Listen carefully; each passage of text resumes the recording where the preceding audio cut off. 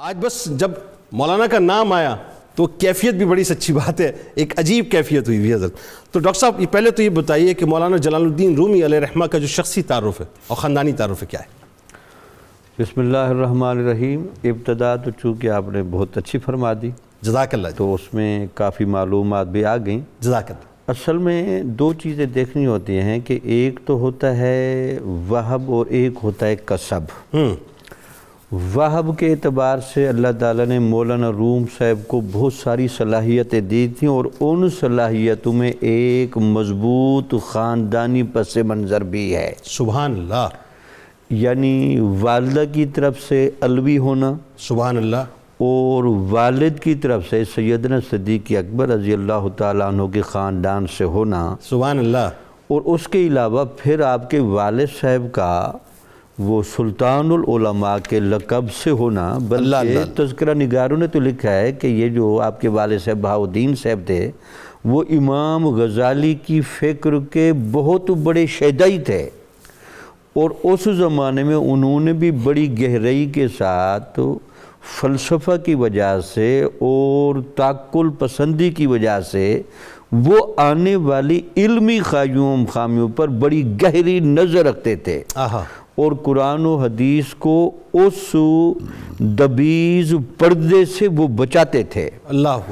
اور احیاء العلوم کا کثرت کے ساتھ وہ مطالعہ کرتے تھے، اور امام غزالی کی فکر پر وہ پہرا دیتے تھے۔ یہ ان کے والد صاحب تھے۔ اس کا مطلب ہے کہ آپ کو گھر ہی شروع سے وہ ایک روحانی اور وجدانی اور علمی ماحول ملا، لیکن ایک انسان کے ذمہ جو اللہ نے کسب کی ذمہ داری لگائی ہیں، ذہین بڑے تھے، گہری فطرت کے مالک تھے، بلکہ بعض لوگوں نے تو مولانا روم کی اور امام غزالی کی سوانے کی ارتقائی مطابقتیں بھی بیان کی ہیں۔ وہ بتائیے اگر کچھ۔ جیسے مولانا امام غزالی رحمۃ اللہ علیہ میں جیسے 34 سال کی عمر میں ایک انقلاب برپا ہوا، ویسے انقلاب مولانا روم کے ہاں بھی آیا۔ اللہ اللہ۔ حقیقت یہی ہے جو ہمارے بڑے جیت لوگ ہیں اور سلیم الفطرت لوگ ہیں، امام غزالی اور مولانا روم جیسے، یہ جب قرآن و حدیث علماء سے پڑھ لیتے ہیں، قرآن حفظ کر لیتے ہیں، تو وہ ان کی تشنگی پوری نہیں ہوتی۔ اللہ۔ وہ کہتے ہیں کہ ابھی تک حقائق کا پردہ کھسکا نہیں، اللہ، حقائق چھپے ہوئے ہیں۔ تو پھر امام غزالی کو بھی حقائق اولیاء کی مجلس میں نظر آئے، اللہ، اور مولانا روم کو بھی یہ حقائق اولیاء کی مجلس میں نظر آئے۔ سبحان اللہ۔ ہوتا بنیادی طور پر کیا ہے، قاری جو چھوٹے بچوں کو پڑھاتے وہ پہنچاتا ہے لفظ تک، عالم اس کی انگلی پکڑ کے پہنچاتا ہے معنی تک، بھائی سبحان اللہ، ولی اس کی انگلی پکڑ کر قرآن کے اندر موجود انوار الہیہ تک لے جاتا ہے، بھائی سبحان اللہ۔ یعنی آپ نے سید برہان الدین علیہ رحمہ سے لے کر شمس تبریز علیہ رحمہ تک کا سفر بتلا دیا۔ وہ سارا سفر، کیا بات ہے۔ جی۔